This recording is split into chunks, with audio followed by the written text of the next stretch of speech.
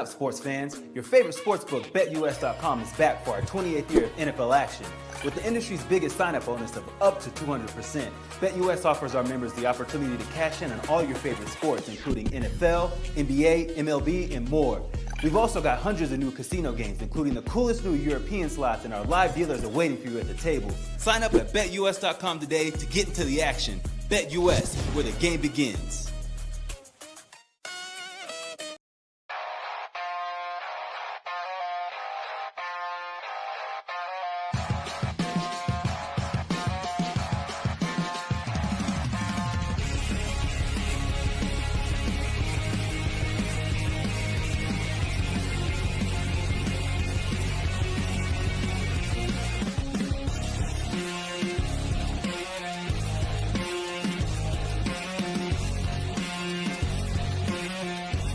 And now, broadcasting live from Las Vegas, the Snake Sports Talk Show with Jake Silva starts now. Here we go, ladies and gentlemen. We are back in on it on a Thursday, almost wrapping up the week here. This is the Snake Sports Talk Show. Wherever and however you may be watching and listening, thanks for making us part of your day. Lots to really talk about. Hockey action, NBA, and not to mention the craziest news that came up in the NFL yesterday. We're going to dive up in here onto the show here. Appreciate all of you guys for coming on by. If it is your first time ever, like, follow, subscribe, hit the bell button, keep you updated on future and past episodes. There's so much really to just kind of talk about with just where we're at right now in the NBA playoffs, not to mention I also do think the NHL playoffs has just been outstanding, and it's continuing to get much more exciting and much more interesting at the same time. So I will tell you this, because I did watch some highlights here and there from the NBA playoffs, and Knicks are up 2-0, and the Boston Celtics are down 0-2. And many people have asked me, what's your thoughts on this series? Because is it time for the Boston Celtics to hit the panic button? Well, if you're at home and you let the road team, and someone more in particular in the East Coast, because I know this, I've been into New York 6 times in my life, love to go and visit again, because that's just a destination that I would love to take my wife and I to. But you go on the road and you go into Boston. They go into your home court and take a 2-0 lead, and now all of a sudden you get into this situation where now you're down 0-2, and now you're having to go on the road to New York at MSG. Where do you think a lot of the momentum is going to push for? It's going to push for the Knicks. And once again, you are now caught in this situation where now you have got to figure out how to rebound and bounce back from this, because this is not fun. And it's not easy, but I've got confidence in what they could potentially do. I got confidence that the Celtics could rebound, but then again, if the Knicks do prove to me otherwise and they expose out what the Celtics are doing, then that's not going to be a good look for the Celtics. And then not to mention this, if they go down 0-3, maybe it should be time to kind of think about what's really going on behind closed doors. And look, the Celtics were really good last year. They had really good, they've had really good situational players off the bench. And then not to mention, very good defense. And these guys, they were on their stuff. But this doesn't seem to feel that same way for the Celtics. And I watched this team very closely. And look, I know a lot of you really do love Jason Tatum a lot. But there is times where Jason Tatum, late in games, drives everyone crazy. It drives everybody nuts, because then it's like he's too pressurized. He can't seem to put the team on his back in the most important situations of the game. Especially when you're in a close game like that against the Knicks, against Cat, against, how are you possibly sitting in this situation right now? That's the part I don't get. And that's what questions me about Boston with that scenario, because I do love Jaylen Brown, and I also do love Derek White and a bunch of their other pieces, but that is not the same Celtics team that I remembered from last season, and neither was it from the last series. So that's the crazy part. I know a lot of you are going to try to make your cases about Jason Tatum being that guy, the face of the league, that quote unquote stuff. But faces of the league don't do stuff like that. They just don't. So that's why I was like, when they brought up Jason Tatum, people were caught up on the idea that Jason Tatum would be the face of the league when you watch him in the regular season. It's crazy. But that's the part where I think it was nuts. So crazy about how this stuff really unfolds, but it's crazy. But I got confidence Boston will bounce back. They'll figure it out. But if they don't, I mean, this series could be over. And then you're watching the Knicks move on to the Eastern Conference Final, which, when was the last time you ever seen that? So who knows? I got confidence in them, and I'm sure that they'll bounce back. The hockey playoffs have been really, really fun. I know Game 2's tonight between the Golden Knights and the Edmonton Oilers. And let me just say this, because many teams that start off in the next round and they fall in the first game, usually 9 out of 10 times, it's an experimental game to kind of see where they sit and what they have to adjust. So that's what happens, because great teams that normally would lose a game and then not really hinder on that, but they make adjustments, key adjustments into Game 2. That's often where that usually changes. So I think the Golden Knights rebound here tonight, and the only reason of that is because they got outplayed physically.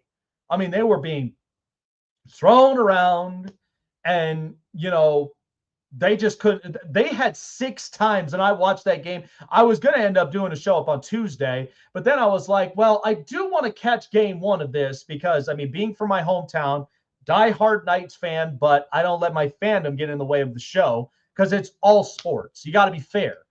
But I thought in that game there were 6 shots that could have been opportunities to score on goals, 6 of them, and they couldn't drain any of them.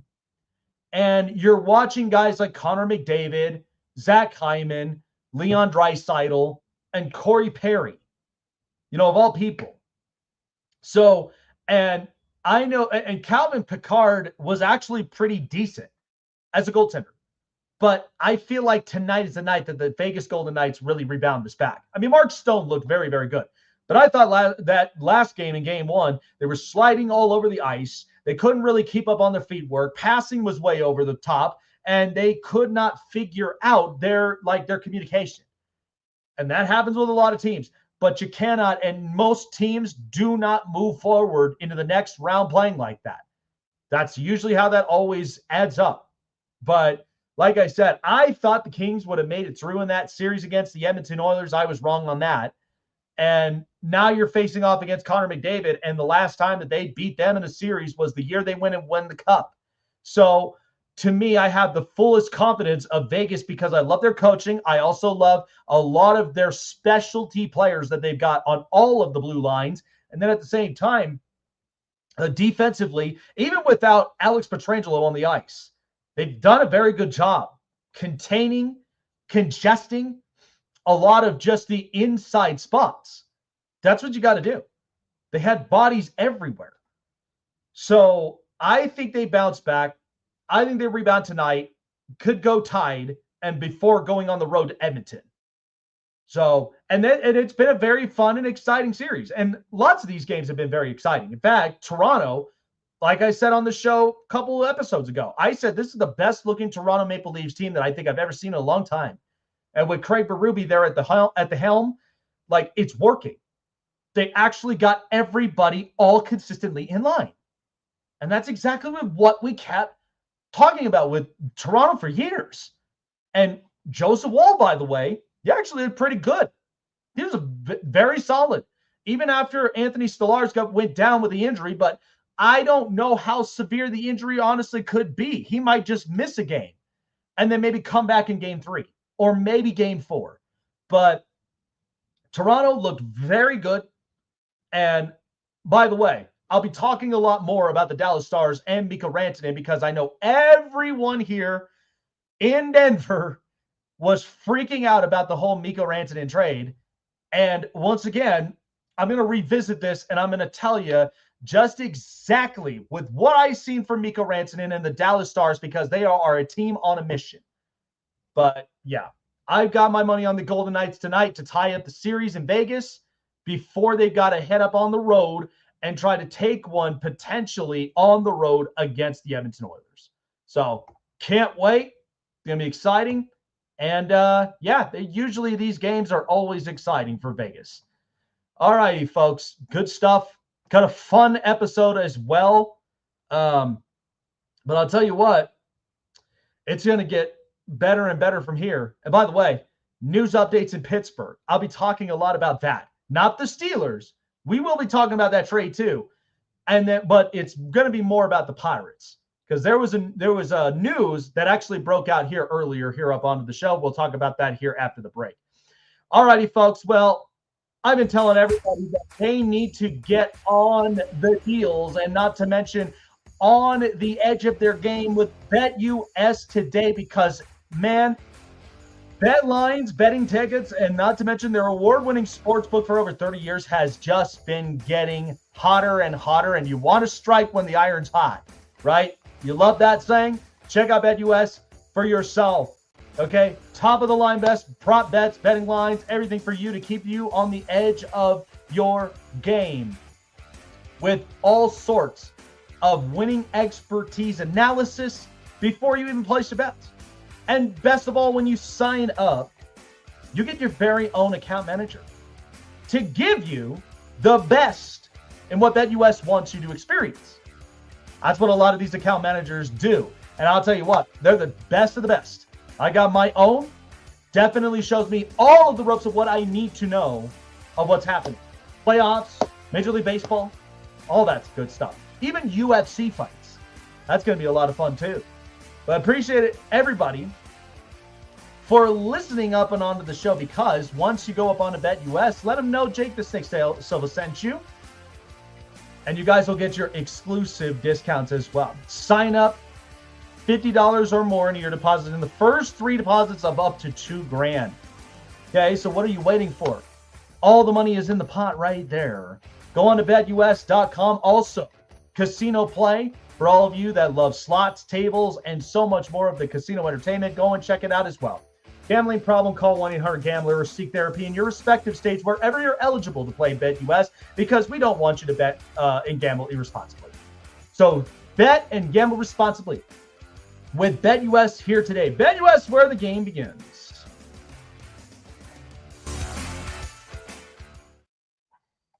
Looking for a show with the best takes and opinions? Want a show with the best coverage around the world of sports? Jam-packed with an all-star interview lineup? Then the best place to find it all, sports and entertainment, is right here. Join Jake Silva on the Snake Sports Talk Show, presented by SeatGeek and BetUS. Weeknights at 8 p.m. Eastern, 5 Pacific on Sports Wave Network. Want to find your seat for the event of your choice but can't get one that fits your desire or your budget? Well, my friends, SeatGeek has you covered. SeatGeek is the official sponsor of the Snake Sports Talk Show. With a list of over hundreds of events to choose from, SeatGeek will assure you that you won't miss your seat with the amazing view of your choice at the most affordable price. Whether it's looking for your best seat in the house of your favorite sports team, finding live concerts that get you closer to your favorite artist, or enjoying your spot at your favorite live shows, comedies, and more, SeatGeek has it all just for you. Go online to SeatGeek.com or download the app on your mobile device through Google Play and the App Store. And as a special offer before checkout, use promo code SNAKESPORTS and save yourself $20 off of your purchase of your first ticket and experience why SeatGeek is the most trusted ticketing app for your next event. Remember, that's SeatGeek.com and download the app on your phone with promo code SNAKESPORTS for $20 off and find your seat with SeatGeek.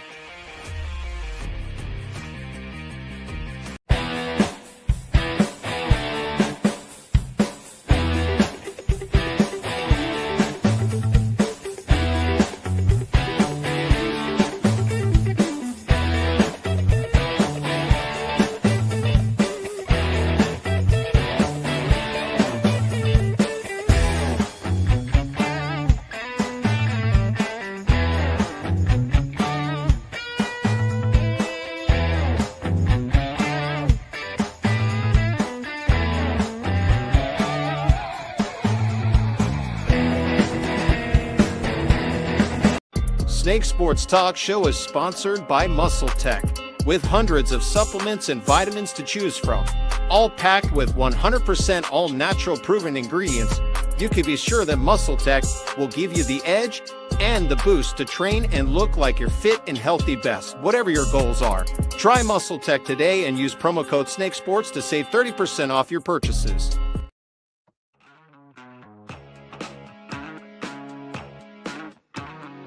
So it seems like there's all sorts of news coming out of Pittsburgh, and not only just the Pittsburgh Steelers, even though we'll get to them here in a bit, but there's been news at the Pittsburgh Pirates. And listen, I've been talking about this now for at least about a month and a half. But when the season started for Major League Baseball, of course, everybody was going to voice out, man, the Dodgers keep picking up all these really good players and paying them, and then the Mets, they're getting more competitive. They got Juan Soto for a ridiculous deal, and then here come the Yankees, and people were all complaining about the little guys just can't seem to get on that level. Oh, brother, cry me a river. How about you go and you complain to your owner, all right, about why these teams aren't even playing to their utmost, the best of their extent. The news of it is that the Pittsburgh Pirates have made a change, and they are relieving the duties of manager Derek Shelton today. So the Pirates have now lost 10 of their last 11 games, and things just don't seem to be working right. The bats aren't getting going. Pitching kind of seems a little bit subpar, if not below average. And then at the same time, you've got two superstars in O'Neal Cruz and Paul Skeens. What are you doing? And this is also part of the reason why all these smaller markets, and go look at them. I mean, the A's, they're competitive and they're sitting well up in second place in the AL West. Not a lot of people really loved and cheered on for them because, look, they're playing in a minor league field. I mean, they field for the players. I don't particularly love the owner. You know, I've got my own choice of words, but I mean, the Washington Nationals, I mean, I love watching James Wood and a couple other players that they've got in their system, but even they're not up to that. They're not even up to that standard either. And then you look at what the Detroit Tigers are doing right now. The team is absolutely playing red hot right now in the AL Central. And I told a lot of people this. I said, give this thing a little bit of time, especially when you got AJ Hinch as your manager. He's going to do exactly with what he did with the Houston Astros. Okay, he's going to build that puppy, and they're going to be much, much better. But the Pittsburgh Pirates, and what I've been talking about them for the last several years now, is that they just, for the last few years, they've been so cheap with their pickups, not getting enough of their pitching staff, always constantly relying on their farm system to save their you-know-what. And here they are at this particular spot. You had to do something. But the Pirates, I got to be honest with you, I'm disappointed as a small market team. Because not only that, they tried to take out the historic landmark of one of arguably baseball's greatest players internationally in Roberto Clemente, and never voiced that to his son. Wow. Interesting. There are owners in Major League Baseball who are fit to be owners. Just go look at Magic Johnson and the entire group with Andrew Friedman. Go look at Steve Cohen with the Mets. I mean, a tech guy who's got all the money in his pocket. All right. Go look at the Met, like the Braves. And even when you look at the Cubs, I mean, they used to have Theo Epstein for a long time. They moved on and got a new ownership. And then at the same time, they now are starting to look much more competitive with Kyle Tucker and Dansby Swanson and a couple other players. The Cubs look like they're resurging back. But then there's the owners who you know damn well they're not fit to be owners. I live here in Denver, and the Colorado Rockies are up to their worst start ever. And it's a worst start by any major league team. 6-27. Yeah. And all we got to hear is Dick Monfort basically reminiscing about the great times of being in, Coors Field. How about less reminiscing and more getting with the times? You're going to need to spend the money. Go look around you. Look around. Look at the Nuggets. Look at the Broncos. Look at the Abs. I mean, they all seem to be on the same page, but you can't do nothing about it. The Pittsburgh Pirates, though, for the last few years, have just seen such sheer irrelevancy right after Andrew McCutchen, Starling Marte, Gregory Polanco, Russell Martin, and even with that starting rotation. I mean, they had Garrett Cole. He was on fire. He was cooking. They had Francisco Liriano at one point. They also had A.J. Burnett. And they traded away Jamison Taillon, and they traded away Tyler Glasnow. What are you doing? You're trading away all of your best prospected players for what? To be settled to be the cheapest ownership in baseball? What good does that do? You have no salary cap. You got plenty of money in the world. By the way, if you don't think most of these Major League Baseball teams don't have shareholders, you are dead wrong. They do.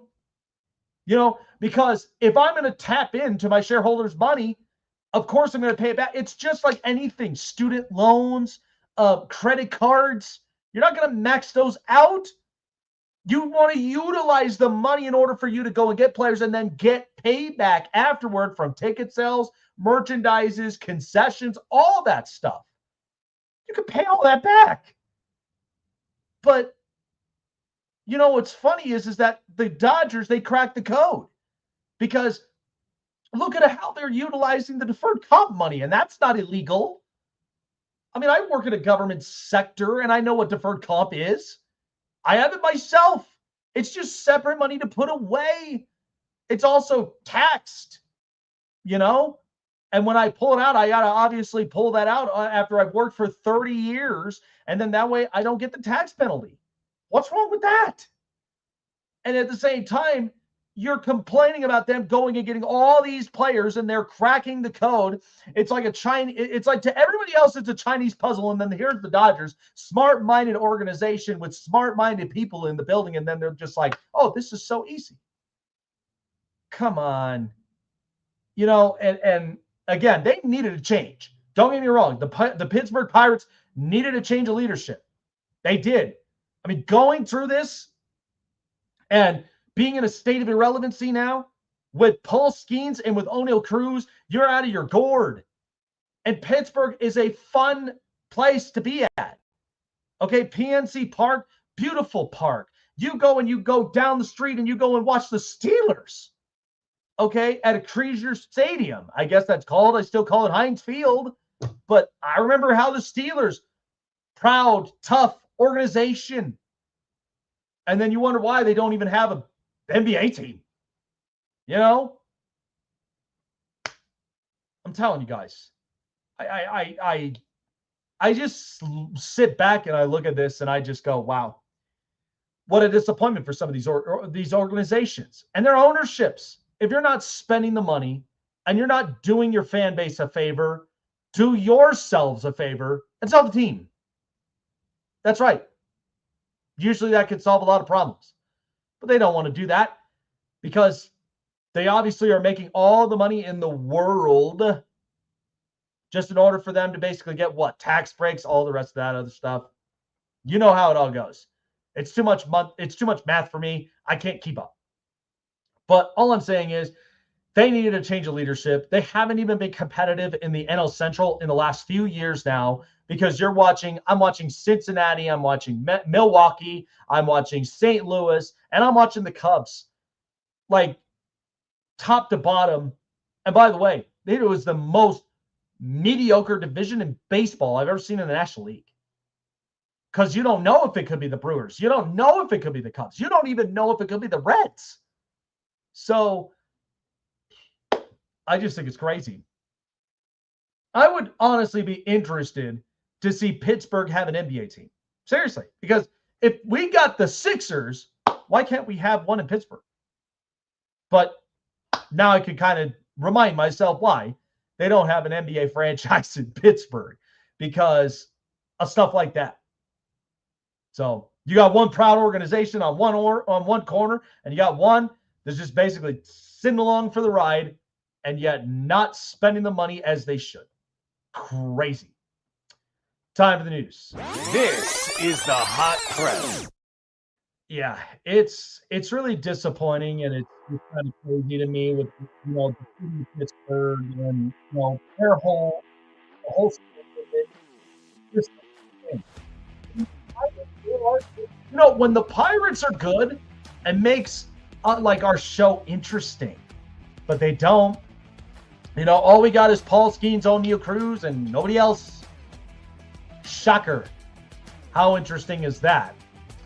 All right, so let's get up onto some news. So, of course, the Golden State Warriors, they took game 1 against the Minnesota Timberwolves. They're playing tonight in Minnesota. I'd say the Timberwolves would rebound and tie this series up. However, it was a shocker and a gut punch for the Golden State Warriors after seeing Steph Curry getting hurt in that game 1 and dealing with a hamstring injury. And Steph Curry was on an interview and basically talking about the state of the injury and saying that he has to be he's got to be careful with it. So we're going to pull this up here in just a moment, but not entirely sure how long it is going to take him to recover from the injury itself.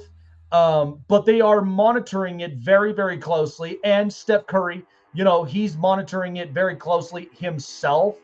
But it is a gut punch for the Golden State Warriors. So here was a snippet of the interview here earlier, talking about the injury and how he must be careful during this whole process. From all that I'm learning about how quickly you can get back, there has to be a healing process that is just the way the body works. You can't accelerate it more than what it's telling you. So it'll be one of those after a week, like really reevaluating every day to kind of understand when it's safe just to even think about playing, let alone like how much can you push it. I'm starting to feel really, really good about where we're at. And then you kind of get a gut punch like that. I'll do everything in my power to get back as soon as possible. So there you go. Hard. It's a hard gut wrench right from there. And I get it, because at the end of the day, I mean, this is the first time that Steph Curry would be missing a playoff game since 2018. Crazy, isn't it? So it became a grade 1 left hamstring strain, and that's the first time that he has ever had such an injury like this. It is a gut punch indeed. I'm not sure. I mean, it may be hard for the Golden State Warriors to try to produce their points, but that's where guys like Pods and the Gary Payton II and a couple other players, they got to step it up. But I don't know. I think Minnesota, they come into the woodworks tonight with all the physicality, and I think they truthfully rebound to tie this series because they're going to need to take one at home. Losing that first game was tough, but it's a new learning process for Steph Curry. It just kind of sucks. He may not end up being back into this series, which could very much jeopardize the fate for the Golden State Warriors. So I was talking about this a while back. There's news up on this, but the Boston Red Sox are without Tristan Casas. Suffered a really bad knee injury, is carded for the entirety of the season. And Rafael Devers, who had been kind of going back and forth about the whole third base spiel with him and Alex Bregman, the newly signed Red Sox, who's on fire right now since joining the team. And they were hinting at an idea of Rafael Devers trying to play first base, and Rafael Devers had something to say here to the reporters. So here was what was spoken. So it was spoken to reporters for the first time since Tristan Casas was ruled out for the season after rupturing his left knee tendon and undergoing surgery. The three-time All-Star basically said they came to me and talked to me about it. And that was after homering and driving in 2 runs in Boston's 5-0 win against the Texas Rangers. I know I'm a ball player, but at the same time, they can't expect me to play every single position out there. In spring training, they talked to me and basically told me to put away my glove. I wasn't going to play another position other than DH. Right now, I don't think it would be an appropriate decision by them to ask me to play another position. So it seems to me, and this is what is driving me crazy about Rafael Devers, because he's just not budging and he's not moving. And this is a guy who literally gave up 24 runs last year at third base. They wanted and needed a change. And they did that by the time that they got Alex Bregman. But this is what really pisses me off about Rafael Devers. This pisses me off because at the end of the day, the Red Sox have an opportunity to rebound, bounce back, and be a better team, and yet he's not budging. He's not budging to go and play first base. And to be honest with you, I think he would do just fine at first base. You got a heavy bat, and at the same time, it's not any different. You're playing him in the corner. So sounds to me, he's not going to end up making the switch to first base. Crazy as it seems. So I don't know what they plan to do from here, but I just think with Rafael Devers, when I look back at it, from the time when they had to decide between Xander Bogaerts and Rafael Devers, I'll be honest with you, I think they should have kept Xander Bogaerts, because this is ridiculous.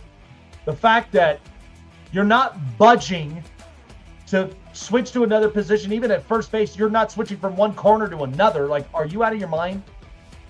Like, it makes no sense to me. That's pure arrogance. And like I said, he's got such a good bat, but the defensive run saved, that's the part that kills me. It drives me crazy. So I don't get it. I don't get what's going through his mind with that. The Carolina Panthers had some news here as we go into the NFL. So the Carolina Panthers have reportedly cut edge rusher Jadeveon Clowney off from the roster, and they've also put running back Jonathan Brooks, who was a rookie last year, on the PUP list, unable to perform. So they're moving on from 3-time Pro Bowler Jadeveon Clowney after just one season. And Clowney, who is 32 years old, was due to count $13 million against the salary cap for this year. And the last year of the 2-year, $20 million deal. So they are deciding to cut their losses. They were hoping to shop Jadeveon Clowney around, but no bites at all during the off season. And so at the end of it, Jadeveon Clowney will be a free agent. And then also they waived Colin Granger, who was a former Coastal Carolina basketball player and was attempting to transition to the tight end, and that didn't quite work as planned. Suffered a hamstring injury during the offseason workouts. And so the Carolina Panthers, I mean, they're a new look team. I thought they actually had a pretty good draft. They get Ted McMillan. They get a couple of other really good players I like. But I just think that's hard for a guy like Jonathan Brooks. I mean, there was a lot to talk about from him out of Texas, but for him to start off on the injured reserve list in year 2 again is hard, you know, and you don't wish that upon any of these players, but sometimes it's really hard to prepare yourself for a sport that you're constantly putting your body through a lot of duress. And yeah, so I hope the best for Jonathan Brooks. But Jadeveon Clowney, I think he could definitely serve as an asset somewhere for a veteran defense that is looking for a pass rusher. Could still put up the numbers, but I think it's just clear they're trying to clean out at least a couple of other roster spots, open more up. And Carolina, I expect this team. They were my worst team last year, and I think they'll be much better this year. You get Bryce Young more weapons. You've also addressed the defensive side, and then you go and get a couple offensive players. So that I like. So I think Carolina could make a case in the NFC South. So interesting to watch them this year. Finally, I thought this was interesting. So news rumor reported out of the WBC in World Boxing that apparently boxing superstar Manny Pacquiao is ending his near 4-year retirement to face Mario Barrios for the WBC Welterweight Championship on July 19th in Las Vegas. So what an interesting time, you know, to honestly come out of retirement. I feel like this could be his final fight. And but Manny Pacquiao, he's 46 years old, and you know, he's kind of coming up to a point, and honestly, he hasn't really lost a step. So his last fight was in August of 21 when he lost a unanimous decision against Yordenis Ugas for the WBA Welterweight Championship.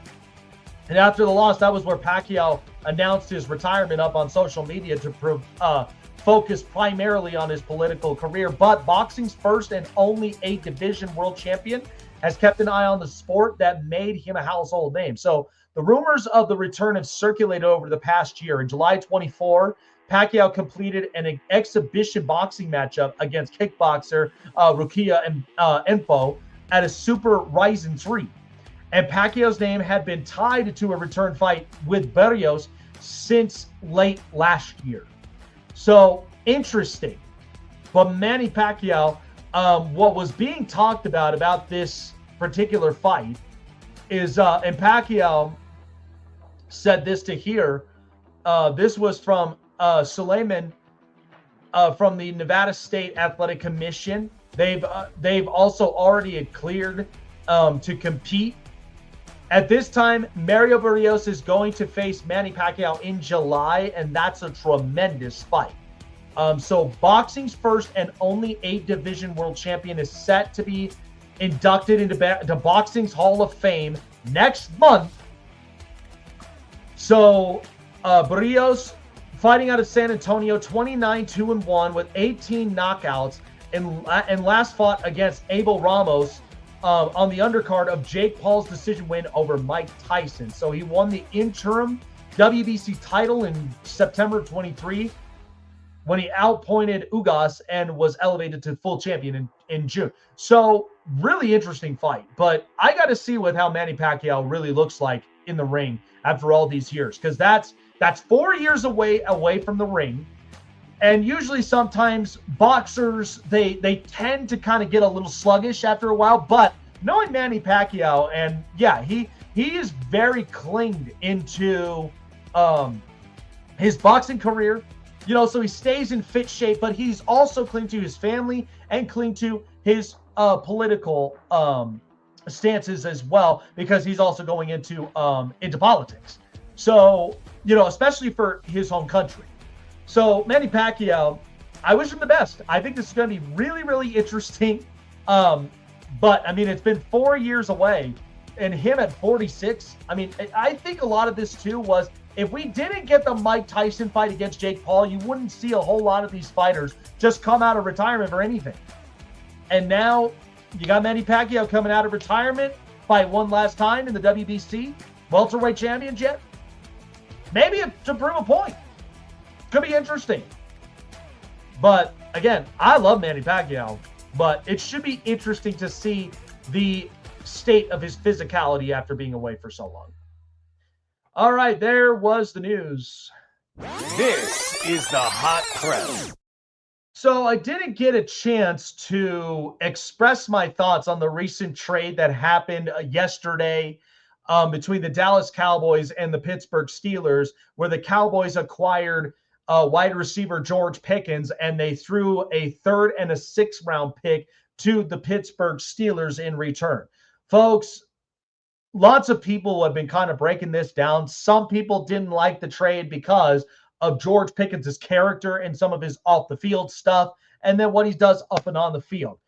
But understand something, that in the NFL, when it comes to wide receivers are quote unquote divas. I don't care who you are.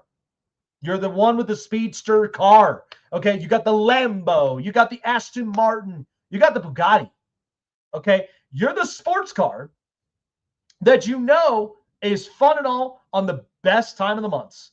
But of course, when it comes to crunch time of December, January, I want durability. I mean, that's how it is here in Colorado. I want durability during the snow seasons. So I like this move for Dallas for a few reasons. Because number one, this is a good thing for Dak. Dak gets another weapon. And what did the Dallas Cowboys do during the draft? I think they had a tremendous draft. I thought they addressed a lot of pieces. They addressed the offensive line. They not only got 2 running backs, but they also may have potentially got another late. And then, you got CeeDee Lamb. You got a couple of other wide receivers. And so, what's the worst that could happen with this? And Dallas is looking at themselves after what happened last year when you paid Dak the big money. You restructured both his and CeeDee Lamb's contract because you realized, like, when you pay up the high bucks, the high dollars, I mean, that's what's going to happen is injuries could start to pile, inconsistencies could start to happen. And that's the part where I think the Cowboys had a reality check at the end of the day, because you watch Philadelphia win a Super Bowl. You watch Washington, a brand new regime with their owner, GM, coach. I mean, you just watch them finish second. And I predicted the Commanders to finish second. And to me, the Cowboys, and you look at the Giants as well. The Giants got 2 quarterbacks, and then they ended up getting Jackson Dart. And so this is a division where in the last 22 years, nobody, and I mean not even the Eagles, not even the Cowboys, not even the Commanders or the Giants, have ever gone back-to-back division title champions in 22 years in this division. So what does that tell you? That means anything could happen. But going back to this scenario and situation, Dak, he does not get a fully guaranteed contract after this year. This is the last of it. Okay? So what could the Cowboys do? The Cowboys could either settle with Dak come next year, or they could decide to move on. They could do any of that. Okay? And the whole point of this reason is because you are trying to really support Dak. You're also trying to give him a much better offensive line, a much better ultra-competitive run game. I mean, that's what we've been harping about. I mean, Rico Dowdle had a 1,000-yard rushing season, but then they moved off from him. They get Javonte Williams and they get Miles Sanders. So, to me, the Cowboys really addressed this well. And I think a lot of this is because Jerry Jones kind of knew. I mean, ever since Travis Frederick, Tyron Smith, and Zach Martin, they all retired. Offensive line was lingering on the back of his mind. That's why he went and got Tyler Booker. You got Tyler Smith. And you got Tyler Guyton. You got Tylers all over this offensive line. I guess that's what Dallas loves. But outside of being funny, to me, the Cowboys will look a lot better. I think they will. Do I think they'll compete for the division? I don't know. They got a new coach with Brian Schottenheimer.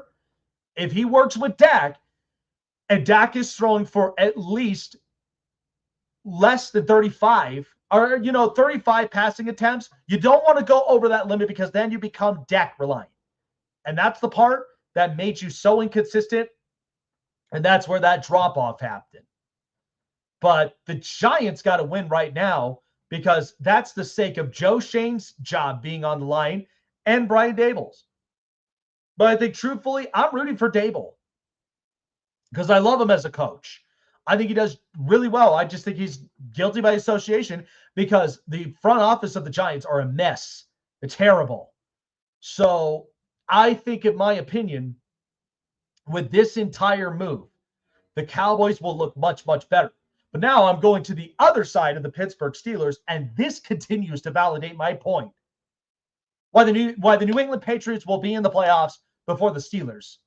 I don't think the Steelers make the playoffs at all this year. I don't. You want to know why? Because once again, they draft defense. They love defense. And then you're also considering giving TJ Watt a contract extension, which is, what is that going to do for you? You're going to harp upon being the top 10 best defense. You're going to harp upon, well, the division runs through us. And at the same time, you're reminiscing about, oh, well, we've never had a losing season under Tomlin. Oh, boo, my God. Get over yourselves. If you're settling for just being the team that gets one win above 500 and you never have a losing season, you need to change your standards because you're in middle of the draft purgatory. And what are you doing? You know what the value was when you got George Pickens? You got a 3rd rounder this upcoming draft, the next one, and then the year after you got a 6th round pick. What value is that? This is why I harped upon earlier, and this is why Pittsburgh fans hated me, because I said the best thing that you could do is strike when the iron's hot. Okay, you are part of the steel mills, or am I just over-exaggerating that? In the city of Pittsburgh, there's steel mills everywhere. You strike steel every single day. You know, am I wrong? I would have struck when the iron was hot with TJ Watt, because you're going to have to pay him a big contract. He's going to be due up for one, and you're going to be trapped with that. While you've already got Peyton Wilson, you got Nate Herbig, you've also got a couple of other really good players I like up on defense. What more do you want? What more defense do you want? I mean, this is a young defense. What are you doing? I'm looking at that offensive line. You lost Najee Harris in your run game. You got Jaylen Warren, who you think is honestly going to take it over the top. And then you don't even have a quarterback. You got Mason Rudolph. And then not to mention, you're trying to put all your chips in on Will Howard. I don't know if he's going to work. But why? Because he looks the stature and the build of Big Ben? Get over yourselves. This is kind of the part that drives me nuts about it drives me nuts about the Steelers, because they're trying to find their next Big Ben. It's insanity to me. But this is the part where I talked about. I said this. Strike when the iron's hot. If it were me and I'm the Steelers GM, I would have traded away TJ Watt for a 1st, 2nd, and a 4th round pick. So you know what I would have next year? I would have a 1st, 2nd, 3rd, and a 4th round pick. Because I get all the premium. There's going to be a team that's going to obviously want to pay him up the big bucks. And here's the other thing, is that if you made that trade happen, and especially the quarterbacks will be much better next year, all right? You don't even know if Will Howard is honestly going to work. But if you trade that away, you now saved yourself the money of the high premium cost for a really good player like TJ Watt, which if you traded with the Tennessee Titans and got the number 1 overall pick, you would have taken Abdul Carter, the best athlete available. You would have taken him. And because you now have a defense that's young, that you're barely even paying anything, okay, it's saving yourself up some money. Go and look at some of these teams that went younger on defense, because they're not spending so much up on defense. They're spending just enough. And 2nd round, I could probably take an offensive line or a quarterback at that draft pick. Or I would try to trade myself back up into the 1st round and maybe get a 1st round offensive line. Okay, I would have done that. Get a quarterback, maybe get another receiver, because, man, they just seem to hit on receivers. And by the way, since 2018, they've already traded away 5 different receivers. Okay, they've already traded away Martavis Bryant, Antonio Brown, Chase Claypool, and now they traded away George Pickens. And they traded away another receiver. So they have a history of that. Oh, Deontay Johnson, remember that guy? So they don't have a problem trading away these wide receivers, but in my opinion, I need to have enough offensive weaponry. I need to make sure that I'm scoring 25 plus points a game. To me, when I look at this roster, so what? You got DK Metcalf and you overpaid him. And at the same time, you don't even know how he's going to act in the locker room or on the field with Mike Tomlin. You watched exactly what he was in Seattle. He's had some parts of it where there were crash outs. And then yet you harp on George Pickens having crash outs himself too. And by the way, the reason that was traded away is because Mike Tomlin wanted him out. So Tomlin's job should be up and on the line, don't you think? Because Tomlin is more of a rah, and I've joked about this all the time. He's like literally my personal trainer at the gym. Okay? Rah, dietary, strengthen yourself, get tough, man. But yet, not creative on offense at all. Not. You look at Arthur Smith, and even beforehand, you were very loyal to Matt Canada. The Steelers' offense is a joke. And at the same time, you had Russell Wilson last year, where there was parts of him where he was able to stretch the field. That's how George Pickens was able to work. Now go watch Dak and what he's about to do with George Pickens while he already has CeeDee Lamb. The Cowboys are going to be much better in this situation. And yet you think that George Pickens is honestly going to crash out. In fact, George Pickens even mentioned about this once he got acquired by the Cowboys, is that he said he's not in a rush for a contract extension. He wants to play it out, wants to prove that he is the top dog, and he's going to figure that out. And Dak's great at the podium. Dak's a really good leader. He understands it. He knows the IQ. But as far as the Pittsburgh Steelers, I don't know what the hell they're doing. I really don't know what they're doing. So now you have George Pickens gone. You have DK Metcalf. You have Roman Wilson on his second year. And you got Calvin Austin with Mason Rudolph. And yet you're going to hold, crossing your fingers, that Aaron Rodgers comes to Pittsburgh. I mean, I know they've had practices without pads just recently. But I guarantee you, if you look at this whole Aaron Rodgers thing, this is so laughable. Because it's like you're allowing Aaron Rodgers, a passive-aggressive guy, just kind of hold you hostage. That's what he did with the Jets. What are we doing, Pittsburgh? Because honestly, if they're telling you their quarterback is not in this draft and they're going to look for next year's draft, I don't even know what to think of this organization. I know they got Caleb Johnson, which was pretty impressive of a pick. But I got to see how the state of that offensive line looks. If that offensive line doesn't fully protect their quarterback, or the quarterback just doesn't seem to distribute the football the best way that you'd hope a star quarterback would, and your run game looks subpar, don't say I didn't tell you. I did. I warned you initially. You could have had high draft capital value if you struck when the iron was hot. But you chose not to do that because you're like, we love TJ Watt. I like TJ Watt too. But if I'm talking about business, sorry, bro. I got a better deal right up over there for you. Best of luck to you. But I'm thinking about the future of the company. I'm thinking about the future of the organization. I want to be on the winning side of certain things. I don't want to be treading backwards. So I'm sorry that I would have settled the score on this literally months ago, because I would have gotten more draft capital and I would have been able to reshape this roster the best way possible. And then the Steelers probably would be a lot better, wouldn't they?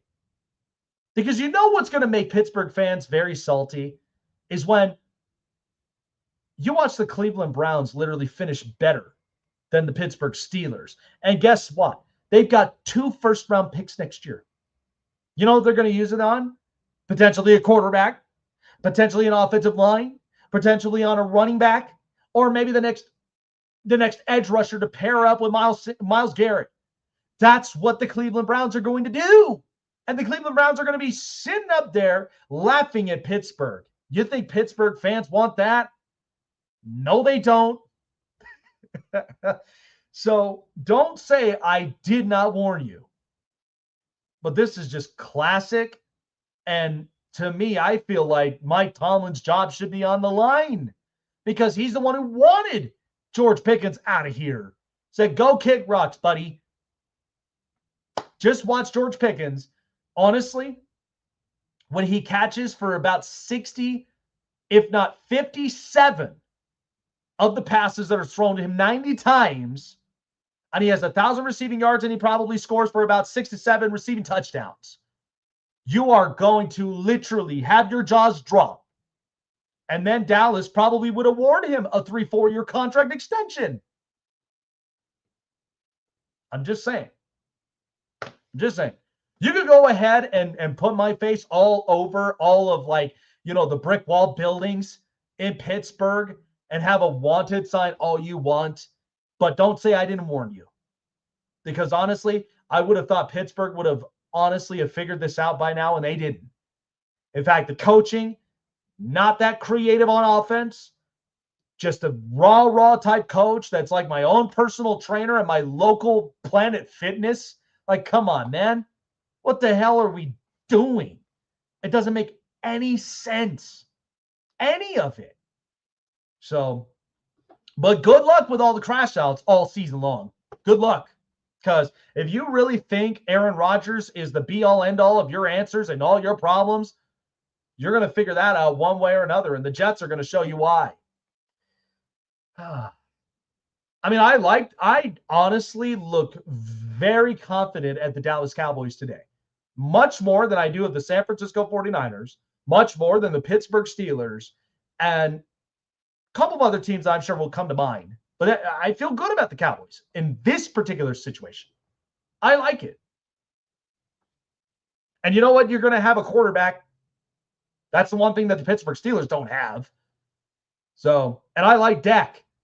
But at least this is trying to solidify and help support Dak any way, shape, or form. This is what it's trying to do. Because you know the guarantee money is not going to be there next year. This is where it's the end of the line. That's it. So,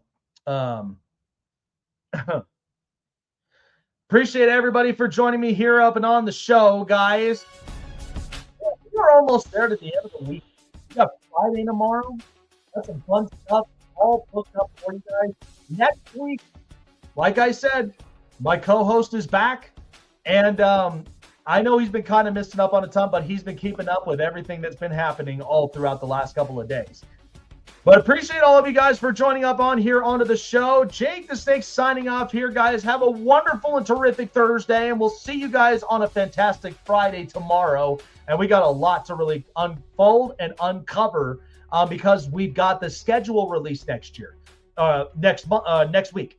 So don't miss out up on that, guys. Here on the Snake Sports Talk Show. Take care, guys. We'll see you guys soon.